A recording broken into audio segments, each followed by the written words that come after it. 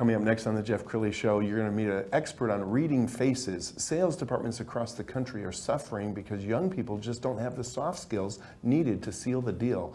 You'll be hearing from him next.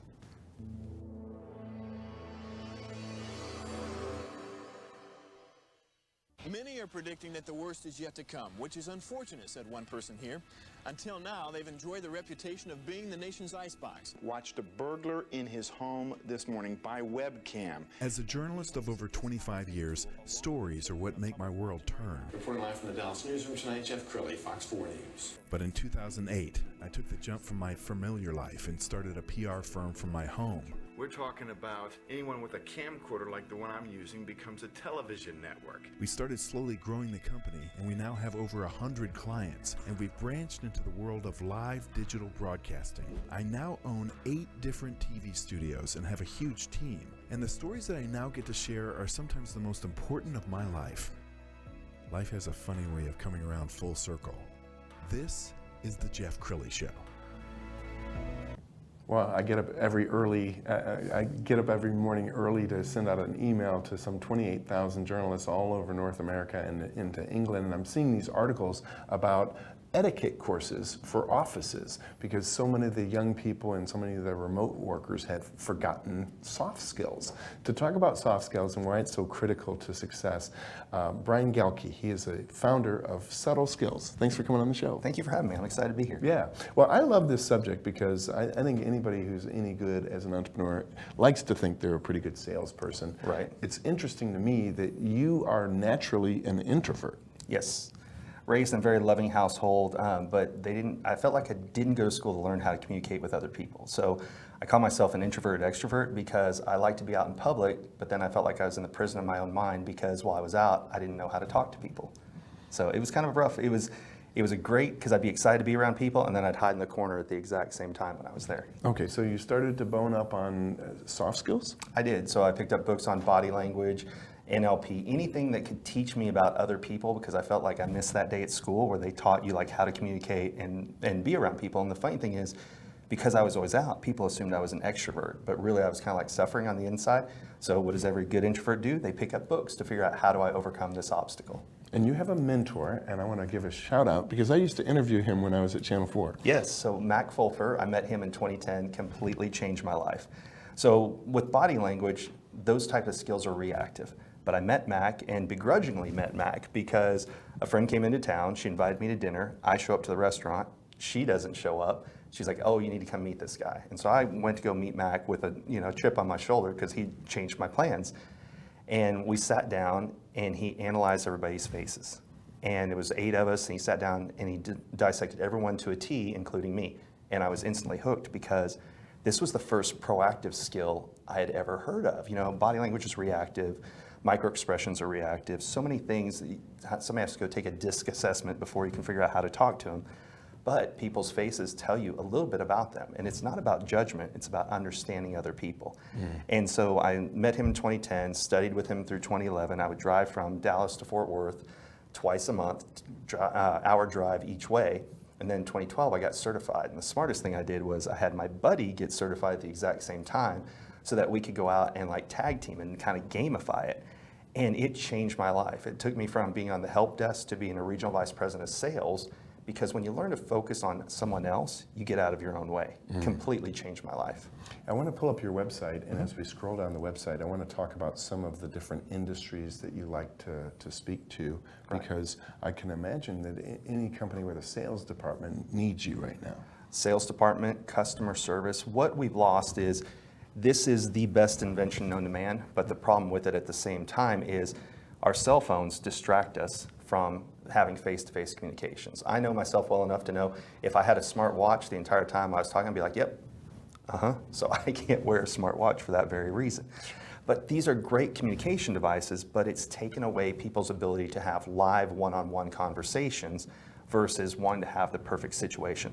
Let me craft the perfect text message. Let me craft the perfect email. Let me send the perfect picture. That's what all, especially the younger generation, millennials, have grown up with these devices. And because they can perfect every message that they have, then they don't know how to do things on the fly. And that's the cool thing about this is, when you meet someone, you can stay present in the moment because you're thinking, well, what does their eyebrow mean? What does their eyelid mean? What does their eye angle? So every time that I would start to lose or get distracted by something, I would just pick another facial feature to focus on. And that helped me build rapport with the person, because we all know what we want to say, but it's how do we speak that other person's language.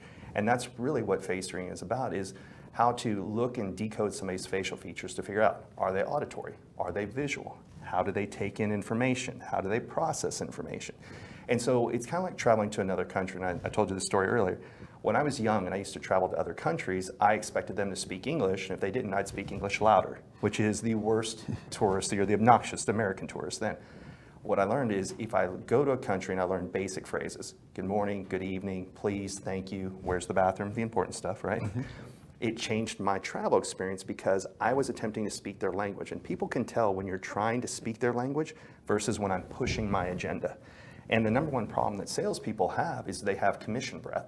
Oh, I got to get my product. I need to make this sale. You don't have to make the sale. What you have to figure out is this the right product for that person? And how do you convince them that it is the right product? Because you're looking at them, and I know what I want to say, but how are they best going to receive that information? And that's what it can really teach you. Does it also work when you're talking to somebody remotely? I mean, does it work on Zoom? Absolutely. So here's the trick. Because it's proactive, you can go to their LinkedIn profile ahead of time and you find a picture of them first on LinkedIn, but then you go to social media. Why do you do that? Because LinkedIn profiles are professionally shot. They'll air out wrinkles. They may invert the image. Mm-hmm. So you start there so you know who you're looking for. But then I go find them on social media and I look for what is their face today. So learning how to decode facial features is it tells you a history of where somebody has been and where are they today. It doesn't predict the future. The number one question we get asked, can you tell me who's a liar and a cheater? No, it doesn't say anything about that. It's how does someone think? How does someone take in information? And then how do I adjust? So a very simple example is if somebody has a fuller upper lip, they want you to ask them personal questions. If they have a thinner upper lip, then you don't want to ask personal questions until they share personal information. Then you know it's game on. And we talk about faces in our everyday language because we say things like if somebody's going through a hard time, we say, keep a stiff upper lip. Well, what does that mean? Be stoic. Don't stop sharing your emotions. Be strong. So when you see someone with this thinner upper lip, then you know, don't immediately ask a lot of personal questions. Because if so, they'll feel like, oh, you're trying to get into my territory. So it's little adjustments of things like that. Or if somebody has a very full upper lip and you keep it strictly transactional, then you may have made the sale, but you've lost the customer and you'll never get a referral. Wow. Now, that's from the sales perspective. But imagine being a leader, management, and you have an entire team of people and you can't manage everybody the same way. So you can look and figure out who's motivated by sincere verbal thanks, who's motivated by time and attention. So it's all these things. If you've ever read the book, The 5 Love Languages, people's faces have hints about what their love language is. Wow, this is fascinating. I could talk to you all day. One of the things I'll brag about Brian about is he shares the gold. He has rich social media with a lot of tips. Here's one of my favorites. Welcome back. Today we're going to talk about one that kind of throws people a bit, and that is, what is a forced smile line? So it's below the nose and above the lip. When someone smiles big, they've got a little line right here, like you'll see in the picture here, that'll pop up. What that means is that's someone who's raised in an environment where they were told to always have a smile on their face no matter what's going on in the background. House can be burning down, bad things, house is about to get repoed. It doesn't matter. The outside world, you need to have a smile on your face all the time. We see this a lot in actors and actresses. Why? Because they have to fake a smile. Beauty pageant contestants. Why? They always have to come out and have the smile on. I don't know if you know some of this, but they put things like Vaseline on their teeth so they're forced to smile and not lower their lip. But when you see that forced smile line, somebody can have a smile on their face, but you're not sure. Are they really happy? So you need to dig just a little bit deeper behind that smile and find out, are they really happy or are they putting on a show with their smile? Follow us here for more tips and tricks. Have a great day. It just occurred to me, this works for all kinds of relationships. It doesn't have to be just for salespeople. Right. I'm sure even in a marriage or a dating relationship, the ability to read faces is important. Absolutely. So the cool thing is it helps you develop new relationships with people that you've never met, but it also helps you enhance and deepen relationships that you already have because it's a new way to look at someone. Because a lot of times we're introduced to somebody by somebody else. We're told who they are. But our faces change. So if you go to my website, you'll see a picture of me at 18 versus 38 and how much my face has changed over time. So when you look at someone's face, you can literally figure out, how do I speak their language? How do I talk to them? during the pandemic, so many people went to online dating that I was getting inundated with people sending me pictures of, oh, I want to maybe go on a date with this person. What do you recommend? So I created a simple and cheap dating course called lookingforloveinallthewrongfaces.com because I was tired of getting it. I wanted to teach the skill to someone. So when people go to online dating, what is it? There's a photo of someone and then there's a little bio. Well, it's kind of like a resume. Somebody puts their best picture and they may lie a little bit below. And what you do is you look at, it's not about judgment, it's about understanding other people. So you look at what features do we have in common, what features do we have that's different. So a very simple example of this is, if somebody has a very full upper eyelid, that's a we person, likes to do things together. So when you look at somebody who has a very full upper eyelid, I was raised in the time of Dr. Seuss, so the more lid you see, the more we think in terms of we. So if you see someone who has a very wide upper eyelid or a very thick upper eyelid, then you know they're a we person. Well, if somebody on the opposite side of the spectrum has thin to little upper eyelid, they're fine doing things by themselves. So the we person wants to do everything together. What are we doing? Where are we going? The thin eyelid person, well, I'm going to go do this. And so, yeah. Did you notice during the pandemic when everybody was wearing masks, I mean, did it hurt your ability to read faces? Yes and no. The worst part about the mask was I'm sarcastic at times, and when people can't see you smile after you make a sarcastic joke, they kind of think you're an a-hole. Right. But even with covering up this much of my face, you can still see forehead, eyebrows, any lines that are here, nose ridge, and then you can see when somebody smiles, is it a legitimate smile? Do they have crinkles on the side of their face, which is a micro-expression, or is it a fake smile because they do that contempt smile that someone has? Right. So even with this much real estate, you can still understand so much about somebody. This is absolutely fascinating. We got some video of you speaking, and as we show this video, I want you to talk about what kinds of audiences you like to speak to. Sure. This is going to sound like generic, but I like speaking to anybody because this skill changed my life. I went from being an introvert who felt like I was in public but in the prison of my own mind to now when I'm present in the moment, because I get out of my own head and because I'm focused on the present moment, it changes everything. I just got back from Vegas where I spoke to martial arts studio owners. So anybody that has a customer walking in cold is somebody that can learn this, because how do you can have the same thing that you want to sell to the person, but you have to handle it these different ways based on what their face says about them. Sure. So straight eyebrows, get straight to the point. Angled eyebrows like I have, what's my angle? Help me understand it first. Rounded eyebrows, think about the people around them. So you have the same script, but you need to adjust based on those things. So I teach it to door-to-door knockers, because why? They don't know who's going to answer the door, and they're all pitching a commodity. They're doing roofing, they're doing solar panels, you name it.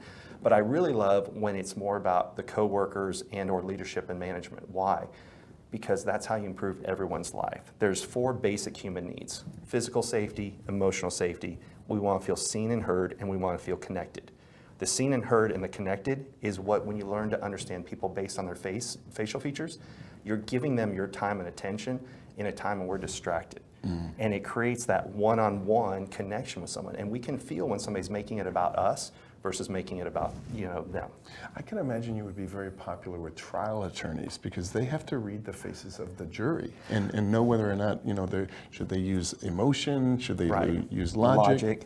It's funny, Mac, who we mentioned before, my mentor, Mac Fulfer, he was actually an attorney who learned this for jury consulting and ended up loving it so much that he left the law profession to teach this around the world. And I was one of his students. He certified several people, but I'm one of the few that actually teaches it. And it literally can be used anywhere. So it can be used car dealerships as soon as somebody walks in the door. Any business, like I'm flying out to go talk to a dentist office later this month. Because what's hard? Dentists are everywhere. What can you do to create a unique experience for people when they walk in the door? Well, you learn to speak their language. So there's a very basic phrase that says, rapport builds relationships and relationships build business. That's what we're missing on a lot of things, is we think social media can do it or marketing can do it. That's true, it brings you the leads, but you have to build rapport and bond with those people because a lot of people are in the commodity business. Anything that can be done somewhere else up the street. So it's really what makes it different for you that makes your customers feel seen, heard, and connected. Okay, in the final 2 minutes, for the CEO watching this or the head of sales who's watching this, how do they know when they need to bring in somebody like you? Whenever somebody hits a slump, or if you have a new hire, a lot of times we'll go to the corporate kickoffs for the year. So let's say just 2023 was just here this last month. So people will bring us up to teach what is an unfair advantage that you have over your competition. right? So when you're starting off the year on a strong point, what do you need to do? Equip your sales teams with a new feature or service that they can put into practice throughout the year. What we're also brought into is President's Clubs. Why? Because you already have your top earners who are there. How do you make them that much better? Because they're the ones that bring in the major portion of the profit for the company. Wow, amazing. Yes. We're going to end with your website, which is subtleskills.com. The great Brian Galke. Thanks for coming on the show. Thank you for having me today. That's it for now. We'll see you next time.